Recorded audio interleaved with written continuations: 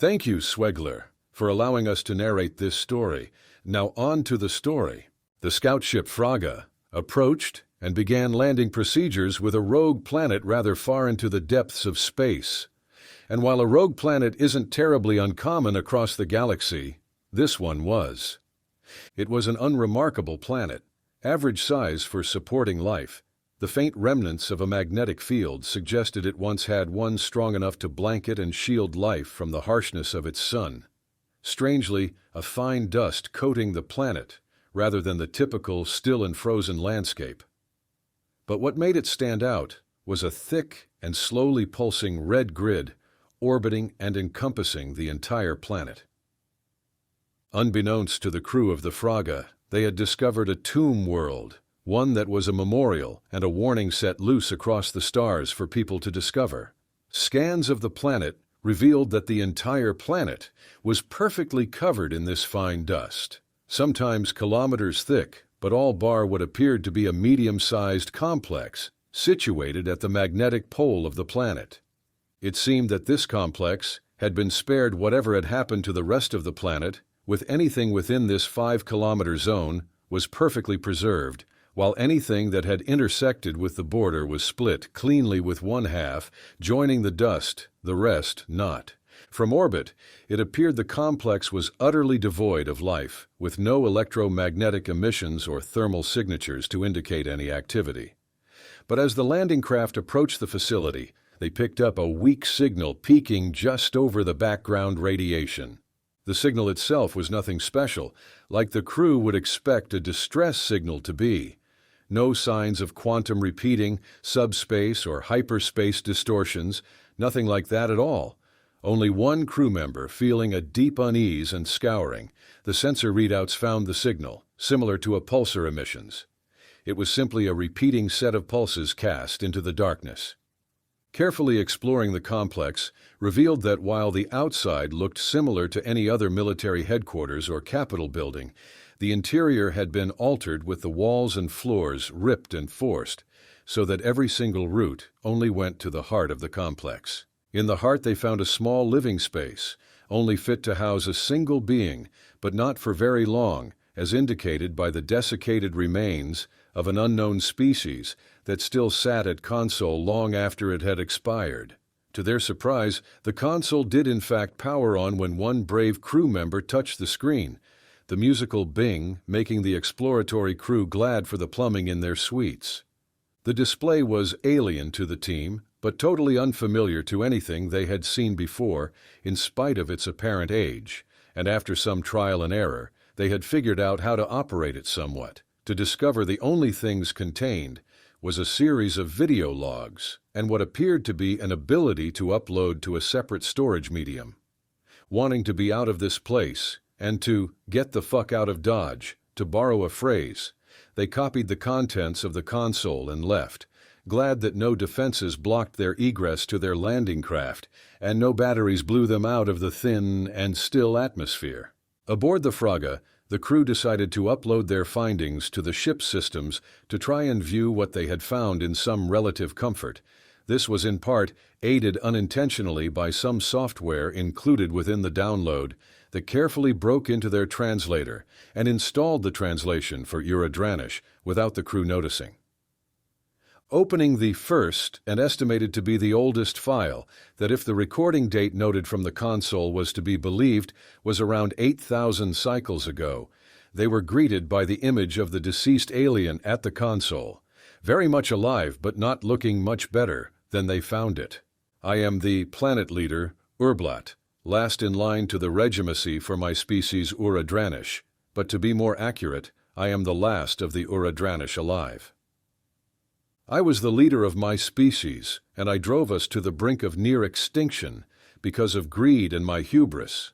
My people have been reduced to a single fraction of our own population and replanted elsewhere across this vast universe, and I have been left alive in the ruined capital of our home world to act as a herald by their own tongue. It is my punishment and a warning for those who find me. The crew of the Fraga looked to each other in concern, after just hearing the first few sentences from this defeated and sickly being, but decided to press on to see what else this Urblat had to say. Urs was a large empire that spanned hundreds of systems. Urblat started. We were not alone, however, as there were a number of smaller empires that made up the consortium we barely bothered to join. The largest members were ourselves, the Wabur, Tyrol, Pat, Yatar, and lastly the humans. At this, the video ended with Urblat starting a coughing fit and reaching towards the camera. Surprise swept through the crew at this. They knew humanity just as well as any other species traveling the stars. They were the diplomats, aid givers, and trustworthy traders across space, yet they were surprised to hear them mentioned here. The next video showed Urblat quite worse for wear. Their eyes were bloodshot, and purple blood appeared to be leaking from their mouth, and what they guessed to be their ears. My folly was believing that humanity were pacifists, successful only in their abilities to trade and make peace. They didn't even defend their own stations, and instead hired other species for that task. We thought they would be easy targets to subjugate into our empire, slaves to make us all richer, but my people and I were mistaken. I started by hiring some of our species' pirates to target their more remote stations, promising amnesty and spoils to those who would do my bidding while preventing scrutiny from the consortium. My cabinet loved this idea and followed me blindly towards our doom. The crew of the Fraga looked towards each other with not a small bout of nerves. They, after all, would engage in acts of piracy to make ends meet, and they all knew that human stations and ships tended to be easier targets due to the fact that they rarely, if ever, offered any more resistance than a disapproving look across comm channels. As we expected, the few hand-picked remote research and frontier stations offered barely any resistance at all. Urblat continued.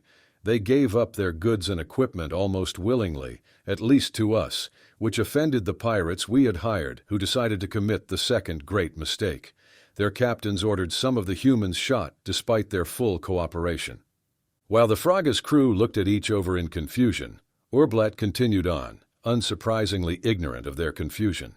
They had committed the crime of killing unarmed civilians, something which we would learn far too late that was nigh unforgivable to humanity. I don't know how, but those pirates were tracked back to us, my government and myself, and despite the surprisingly substantial evidence included, we played ignorant to them. And why wouldn't we? The humans sent us a diplomatic envoy, hoping that a physical being would be less easy to ignore for us. However, we ignored them for an entire cycle, while the carefully planned raids across human space continued. With each new raid, the humans added that to the evidence they had on us, and the diplomatic requests changed from negotiations to cessation of hostilities, which we still ignored. Eventually, we decided to blot their envoy out of our skies to stop their pathetic pleas and annoyance. They had just sat in orbit in their pathetic craft, sending their requests for an entire cycle, expecting simple words to work, having being apparently too weak to bring together any kind of force to bolster their claims. This was a third mistake, and the start of the war for us. We had killed their diplomat who sought peace and made our goals known to them. Captain Grack looked around at his crew aboard the Fraga, black perspiration forming on their head as their concern grew. Everyone knew humanity was soft targets for piracy with himself, targeting them once or twice when it was that or run out of supplies and fall into the nearest stellar mass. But war. Humanity at best had a handful of system pickets defending their core systems, and while their shields were the best around everything, surrounding those shield systems were woefully underpowered. How could humanity even wage a war, much less to the extent of the apparent eradication of a species? They were pacifists who rarely took in defensive actions even for themselves. They were the peacemakers of the galaxy and reliable traders. Not warmongers, far from it, Grack thought to himself. With a considerable degree of hesitation, Grack selected the third out of 5 video logs recovered from the planet. Humanity targeted our remote military installations first, and simply destroyed them. I still have no idea how, but all we ever found were brief snippets of distress calls and expanding clouds of fine dust where those installations were. even our secret ones, somehow. Using this chance, I officially declared war on humanity, citing these strikes as acts of aggression. I used their retaliation, thinking it was the doing of common mercenaries, as an opportunity to invade their space. They called it escalation of hostilities, and they were right, as my fleets were redirected towards their systems seeking false revenge, and in response they covered their worlds and stations in shields which glimmered in the darkness of space, like jewels to snatch. My fleets fired upon their stations and planets, and found that unless we focused the entire might of multiple ships, we could make no progress against their defenses, but we did in the end, and attacked with reckless abandon and, to my shame, glee. Grach pondered the significance of this new information, and while outright war is fairly rare in the galaxy, this was, to his knowledge, how it was normally fought. At least that was their experience when offering their services during the occasional civil war that broke out. With the playback remaining undisturbed, Urblat continued on after drinking some last dregs of what appeared to be water, the speech clearly taking its toll on the obviously weakened being.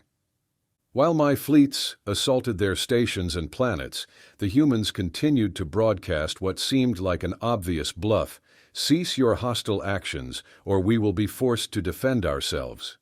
We ignored them, thinking they were obvious bluffs from a weak race trying to buy time for hired mercenaries to come to aid. But we were of course wrong. Once the first projectile, plasma lance, beam, or whatever hit their hull, it no longer matters what, and I do not know. They defended themselves.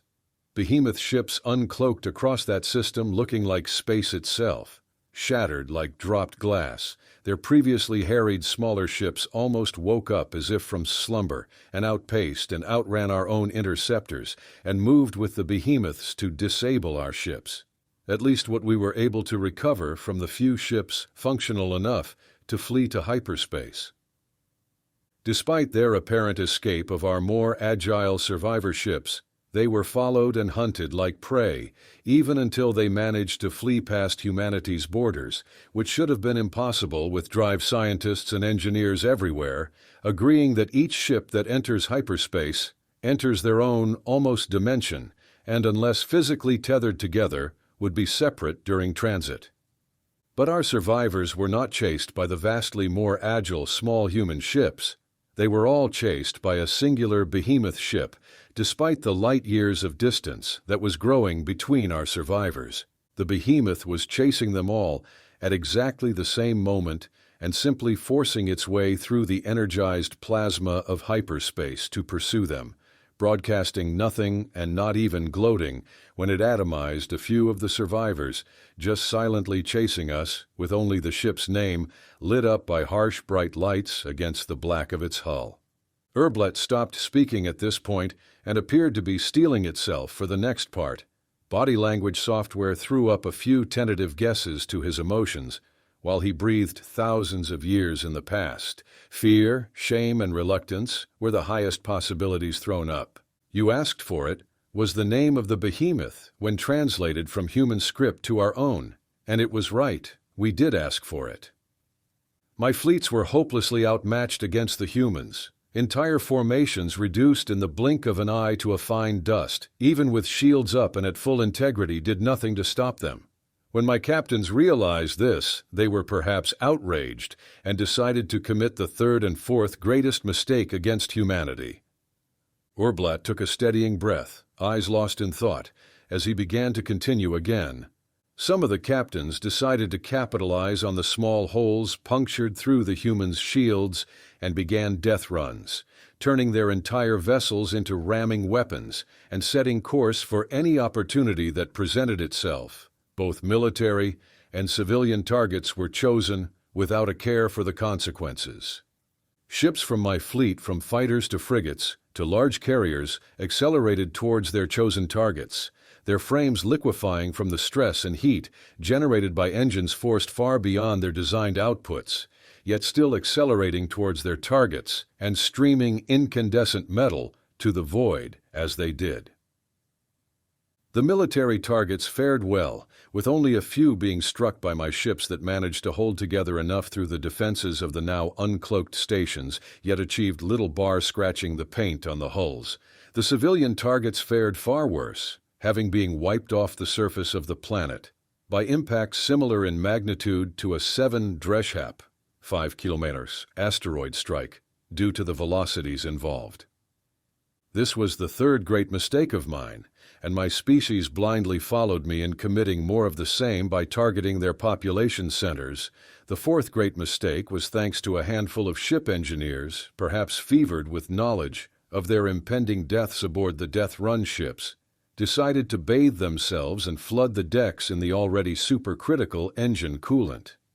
Whether they wanted to die by their own hands or their minds were broken from the stress, I will never know, but the after effects were pronounced as the chemical structure of the coolant was altered by the temperature becoming supercritical.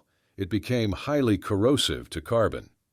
My people are what the humans call silicon-based life, so while the corrosive properties did little to us, bar simply melting us and the ships thanks to heat, they were devastating towards humanity and the terraformed life on their planets. Once the coolant was released, either intentionally before impact or was vaporicide, by the impact it was released into the atmosphere, and within hours, all life on that planet. Greta's harvest, if I'm correct, was destroyed and withered to nothing.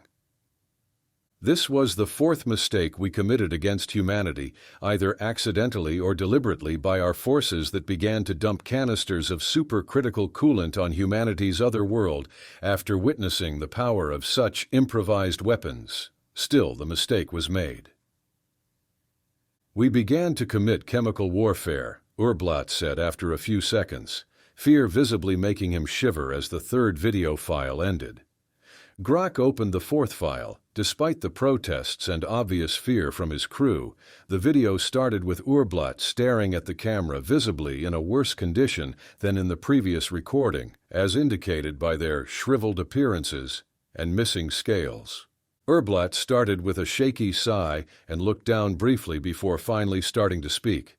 Whoever you are, you may be wondering how I know so many details about what happened and why I refer to what some may consider typical warfare tactics as mistakes, so I will tell you how and why before I finish this task as herald.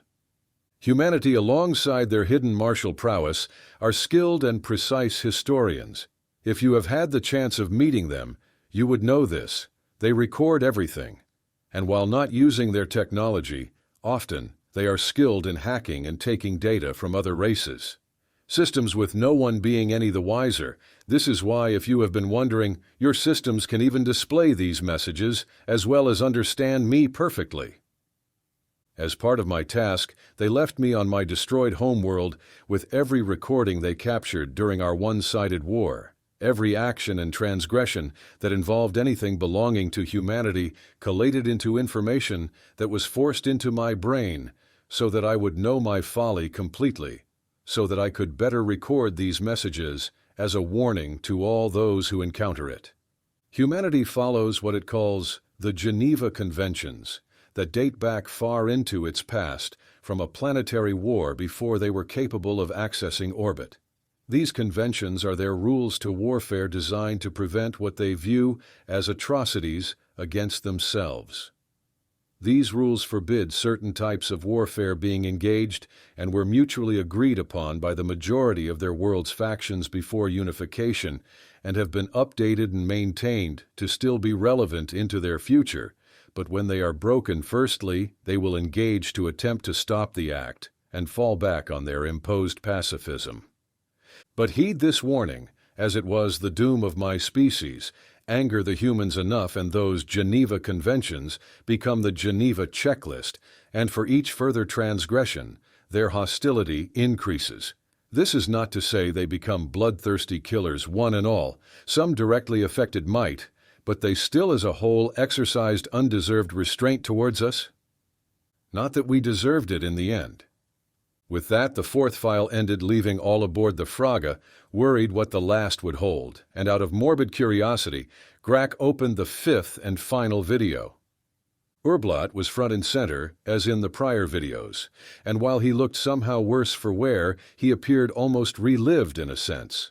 Perhaps finishing these messages for the future were cathartic for him in a way. But the crew listened on to find out more. The human fleets came for our systems to at first try to parley with us, trying to prevent any unnecessary bloodshed on their part, and we refused them. My own fear and hubris ordering my remaining fleets and military forces to not communicate and instead fire upon the humans as soon as they were spotted. Even now their response gives me chills. Despite centuries having passed, the only thing they broadcast was... Upvote took a shaky breath and stared directly into the camera. So be it. Upvote seemed to deflate in the recording and loose the last dregs of his energy ripped out from him with whose 3 words. Within 10 minutes, by their timescale, they had wiped out every periphery system we controlled, leaving just the system of our homeworld left. We thought this impossible as one by one, each system fell silent after their response was forcefully broadcast at once, across every single data stream and sensor in those systems, leaving a dead silence after those 3 words. The humans for some reason left our home system be for a week, by their time I suspect, so that the remaining population would notice and understand what had happened to their fellow Uradranish. Their friends, family, children, and strangers, only connected by racial identity, were all gone.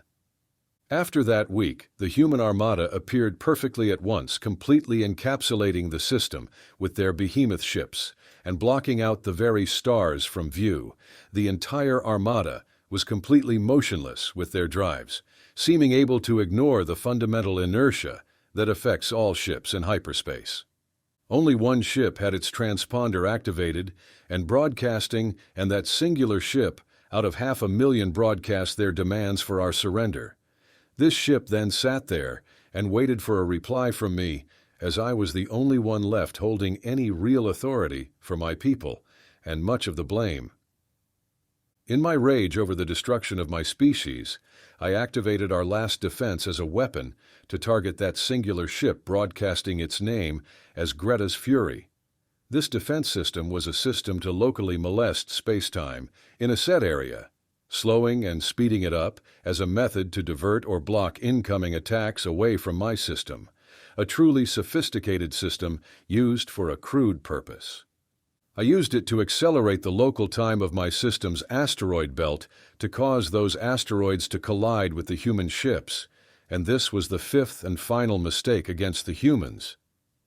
Temporal warfare is included in their Geneva Conventions, and within those rules it is by far the most strictly enforced and the one with the most dire of consequences for those who engage in it. The only reaction from humanity was the change of name for that singular broadcasting name. The ship renamed itself to the apt "The gloves are off." The other ships did not even move to avoid collisions with incoming asteroids and simply let them collide with their hulls and not leave a single mark. "The gloves are off" shot through every defense in my system, ignoring them with ease, and stopped in the exact center of my system. If you went by orbits rather than the star, it fired only one weapon to a terrible yet total effect. That weapon broke reality within our system, and while I am not sure if every member of my species saw the same thing, but this is what I saw when that weapon fired. The world went dark. Not even dark, it was as if existence simply ceased and was replaced by an infinite expanse of shattered mirrors. I saw alternate paths I could have taken, and even those of my ancestors. I saw glimpses of myself greeting humans with open arms. I saw us fighting together against a common foe. I saw my people without the trappings of civilization, having never developed past crude stone tools, an entirely different race overtaking ours and being the dominant life form. And I even saw what my world would look like if that crucial spark of life never took off. Grak and his crew shared horrified glances at each other, terrified at what they had seen so far as the recording continued unstopped. While I was experiencing the possibilities of distant futures, pasts and presents, the humans took advantage of the stop time and simply abducted every single remaining member of my race and froze them, leaving me the single living member of my species and at their mercy after taking their time to carefully prepare my punishment. They reduced every structure on my planet to dust with their weapons, save a small area around the former Capitol building, leaving nothing left.